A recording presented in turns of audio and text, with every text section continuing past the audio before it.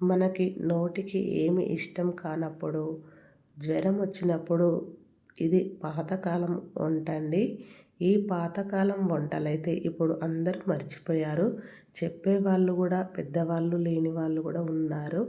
నా చిన్నప్పుడైతే ఇంట్లో ఎవరికైనా జ్వరం వచ్చినప్పుడు, టైఫాయిడ్ జ్వరమైనా ఏదైనా వచ్చినప్పుడు ఇంట్లో మళ్ళీ నోటికి ఏమి ఇష్టం కానప్పుడు ఇలా వెరైటీగా వరిపిండితో చేసే ఈ ఆవిరి కుడుములైతే చేసి పెట్టేవాళ్ళు. ఈ ఆవిరి కుడుములు 2-3 తినేసరికైతే అన్నం తినాలని అనిపించేదండి. ఇవి ఎలా చేయాలనో వీడియోలకైతే వెళ్ళిపోదాం ఫ్రెండ్స్. చూస్తున్నారా, ముందుగానైతే ఒక గిన్నె తీసుకొని తగినంత పిండి అయితే తీసుకున్నాను. నేను 2.5 కప్పుల పిండి అయితే తీసుకున్నాను, వరిపిండి. అందులో 1 స్పూన్ వరకైతే ఉప్పు అయితే వేసుకొని ఇప్పుడు నీళ్లు పోసుకుంటూ ముద్దలాగా అయితే చపాతీ పిండిలాగా అయితే కలుపుకోవాలి. ఇలా కలుపుకున్న తర్వాత మనము మంచిగా ఇది ఎక్కువగా పిసకన అవసరం లేదండి, మామూలుగా పిసికినా సరిపోతుంది. ఇలా మొత్తం చపాతీ ముద్దలాగా అయితే పిసుకున్న తర్వాత ఇప్పుడు చిన్నగా కొద్దిగా పిండి అయితే తీసుకొని ఇది మనం ఇడ్లీ అయితే ఏ సైజులో ఉంటుందో అదే సైజులో ఇలా ఇడ్లీలాగా అరిచేతిలో వేసుకొని ఇలా ఒత్తి పక్కన ఒక ప్లేట్లోకి అయితే తీసేసుకోవాలి. ఇప్పుడు ఇలా తీసుకున్న తర్వాత ఒక లోతైన గిన్నె తీసుకొని అందులో 1 లీటర్ వరకు నీళ్ళు అయితే తీసుకోవాలి. కూల్ వాటర్ అండి, అంటే మనం పొయ్యి మీద పెడతాం కదా. ఇప్పుడు ఒక కాటన్ క్లాత్ తీసుకొని అది తడిపి ఈ గిన్నె పైన వేసేసి ఆ గిన్నె చుట్టూరా ఇదే దారం తీసుకొని గట్టిగా ఒక కట్ట అయితే కట్టుకోవాలి. చూడండి, వీడియోలో చూపిస్తున్న విధంగా ఇలా మనం కట్టేసుకోవాలి. ఈ పాతకాలం వంట అయితే చాలా బాగుంటుందండి. ఇలా ఇడ్లీలలాగా చాలా బాగుంటాయి. చూస్తున్నారు కదా, ఇలా కట్టేసిన తర్వాత దీనిపైన మనం ఇప్పుడు ఆవిరి కుడుములు అయితే ఒక్కొక్కటిగా తీసేసుకొని అన్నీ ఇలా చక్కగా సర్దేసుకోవాలి. దీనిపైన ఏమాత్రం ఒకదానిపైన ఒకటి వేసినా కూడా ఏం ప్రాబ్లం ఉండదండి. ఇచ్చుకపోవు, చాలా బాగా వస్తాయి. ఈ క్లాత్ అంతా కిందికి ఉన్నదంతా ఇట్లా ఈ ఆవిరి కుడుముల మీదకైతే ఇలా మలిచేసుకోవాలి. ఇప్పుడు దీనిపైన ఒక ప్లేట్ అయితే చక్కగా ఆవిరి బయటికి పోకుండా మనం దీనిపైన బోర్లు ఇచ్చుకోవాలి. ఇప్పుడైతే మనము స్టవ్ అయితే వెలిగించుకుందాం. స్టవ్ వెలిగించుకొని ఈ గిన్నెనైతే పెట్టేసుకుందామండి. మంచిగా ఒక హై ఫ్లేమ్లో ఒక 15 నిమిషాలు పెట్టేసి లో ఫ్లేమ్లో ఒక 10 నిమిషాలు పెట్టుకున్నామంటే ఆవిరి కుడుములు మనకి చక్కగా ఉడికిపోతాయండి. చూస్తున్నారు కదా ఎంత మంచిగా కనిపిస్తున్నాయో.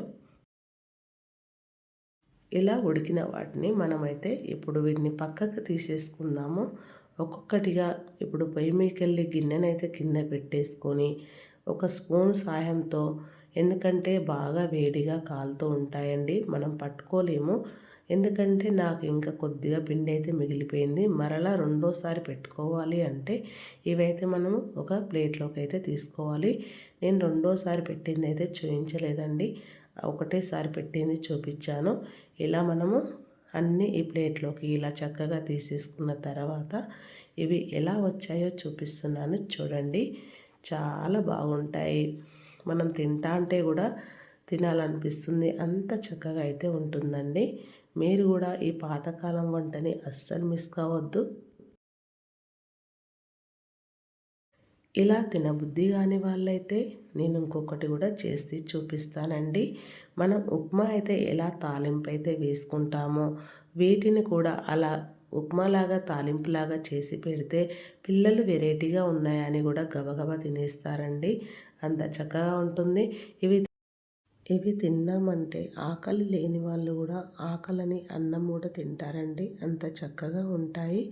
ఇప్పుడు ఇలా తినబుద్ధి కాని వాళ్ళైతే వీటిని చిన్నగా పీసెస్ లాగా అయితే ఇలా చేసుకొని వీడియోలో చూపిస్తున్న విధంగా ఇప్పుడైతే వీటిని చిన్న పీసెస్ లాగా ఇలా కట్ చేసుకొని వీటిని ఉప్మా అయితే ఎలా తాలింపు అయితే వేసుకుంటామో అలా చేసేసుకొని పిల్లలకు పెట్టామంటే చాలా చక్కగా తింటారండి. ఇలాంటి పాతకాలం వంటలైతే అందరూ మర్చిపోయారు.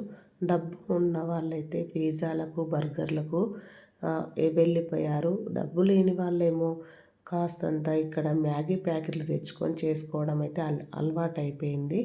ఇలాంటివి అయితే మర్చిపోయారండి. ఇలాంటివి ఒక్కసారి ట్రై చేశారంటే మళ్ళీ కూడా మర్చిపోకుండా ఇంకోసారి కూడా చేసుకునేంత ఈజీగా కమ్మగానైతే ఉంటాయి.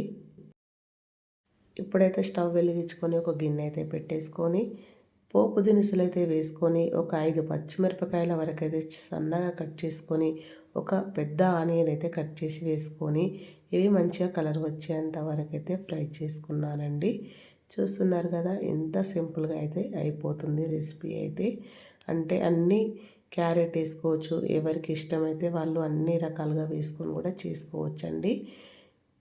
అయితే నేను ఇక్కడ నాకు అప్పుడు ఆవిరి కుడుములు చేసినప్పుడు ఇంట్లో అవైలబుల్గా ఏవి లేవు, ఉన్న వాటితో చేసుకోవచ్చు అన్నట్టుగా ఇలా నేనైతే సింపుల్ ప్రాసెస్లో అయితే చేసుకున్నాను. కొద్దిగా ఒక 2 రెమ్మల కరివేపాకు వేసేసుకొని ఒక 2 స్పూన్ల వరకు అయితే కారం వేసాను, అర టీ స్పూన్ అయితే పసుపు వేసుకున్నాను, ఒక స్పూన్ అయితే మళ్ళా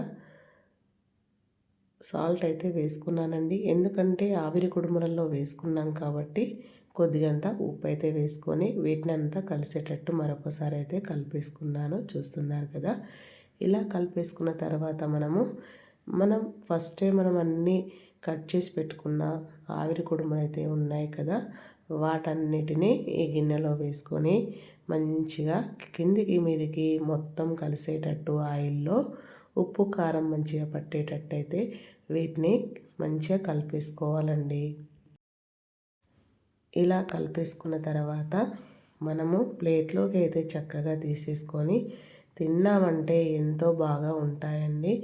మీరు కూడా ఒక్కసారి ట్రై చేసి తిని ఎలా వచ్చిందో కామెంట్ బాక్స్లో కామెంట్ చేయండి ఫ్రెండ్స్. నచ్చాయా లేదా అనేది కూడా చెప్పండి. చూస్తున్నారు కదా, ఇలా చక్కగా మొత్తం మీద అయితే కలిపేసుకున్నాం. దీన్ని పెద్దగా ఫ్రై చేయాల్సిన అవసరం అయితే లేదండి, ఎందుకంటే ఇవి ఆల్రెడీ ఉడికిపోయాయి కాబట్టి. ఇప్పుడైతే మనం వీటిని ప్లేట్లోకి అయితే తీసేసుకుందాము. వీటన్నిటినీ ఒకసారి మా పిల్లలకైతే చేసి చూపించాను. మరీ మళ్ళా నేను లేకున్నా వాళ్ళు చేసుకొని తినేంత ఈజీగా అయితే ఉన్నాయండి ఇవి. అట్లా చేసుకొని తింటారు, నేను చేయాల్సిన అవసరం అయితే లేదు. అంత బాగా నచ్చాయి వాళ్ళకైతే. ఇప్పుడు వీటన్నిటిని అయితే ప్లేట్లోకి అయితే తీసేసుకుంటున్నాను. ఈ రెసిపీ మీరు కూడా ఒక్కసారి ట్రై చేసి ఎలా వచ్చిందో కామెంట్ బాక్స్లో కామెంట్ చేయండి ఫ్రెండ్స్. నచ్చాయా లేదా అన్నది కూడా చెప్పండి. ఇలాంటి మంచి మంచి వీడియోల కోసం మన ఛానల్ అయితే లైక్, షేర్, సబ్స్క్రైబ్ అయితే చేయండి. Thank you for watching. Subscribe for more videos. Bye మరి.